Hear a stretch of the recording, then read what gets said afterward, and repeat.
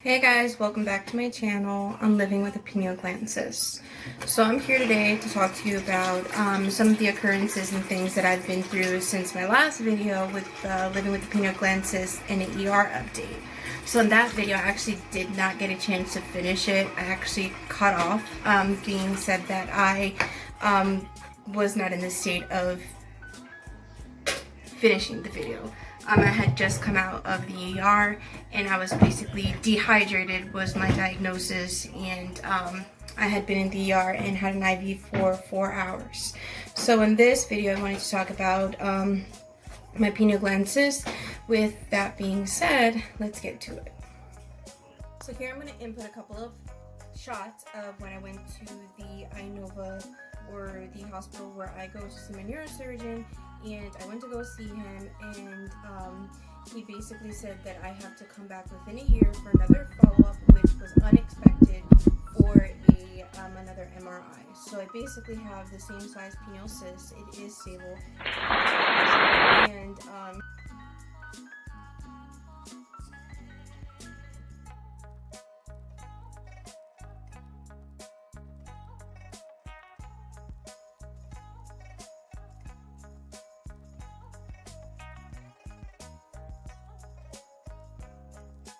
next occurrence, I like to say, I actually had to go see a hematologist because, well, first, actually, let's go back. I went to my PCP. I was going through some skin changes and I noticed some red spots on my skin. I don't know if you can see here. Can you see like that little red dot that I have there? I have like these little red dots all over my skin. Some call it pediciki, purpura, but sometimes you have to go to hematologist or just your normal general practitioner to get it evaluated.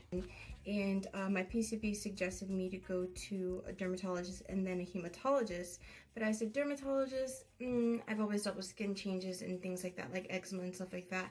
I know my skin pretty well. I know it's not that. And these things started to come about within since 2019, and then over excessively this year. So I got really scared. I didn't know what they were.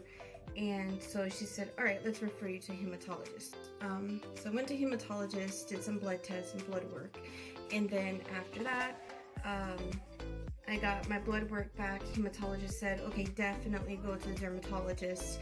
And then, so that was a second say to go to the dermatologist.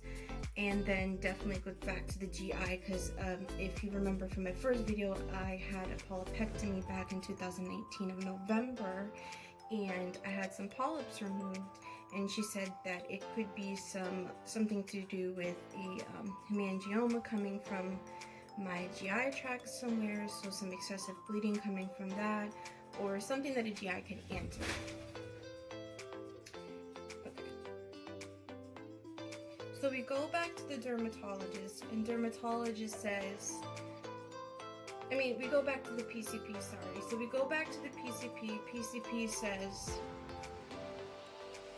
you gotta go to the dermatologist. It has something to do with, your skin condition.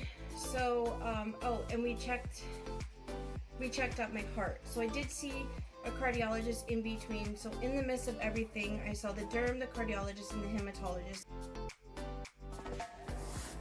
If you've ever been diagnosed with a mild cytologic atypia, dysplastic nevus, or mild to moderate severe risk for melanoma, you're either in the higher risk category. I, on the other hand, had a shave biopsy, which was performed in office, and I came out with a mild risk for melanoma, which means in the near future, I have more of a risk for melanoma. Definitely get checked out yearly, and get checked out by your PCP, and have them refer you to a dermatologist.